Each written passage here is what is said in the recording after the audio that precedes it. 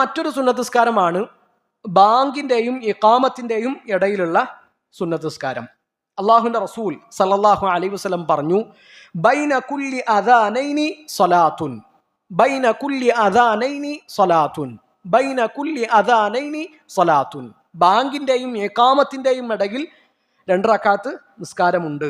ഇത് നബി സല്ലല്ലാഹു അലൈഹി വസല്ലം 3 തവണ പറഞ്ഞു എന്നാണ്. 3-ാമത്തെ തവണ നബി സല്ലല്ലാഹു അലൈഹി വസല്ലം ഇങ്ങനെ കൂടി പറഞ്ഞു, ലിമൻ ഷാ, ഉദ്ദേശിക്കുന്നവർക്ക് എന്ത് ചെയ്യാം, അത് നിസ്കരിക്കാം. അപ്പൊ എന്തല്ല, അത് നിർബന്ധമല്ല.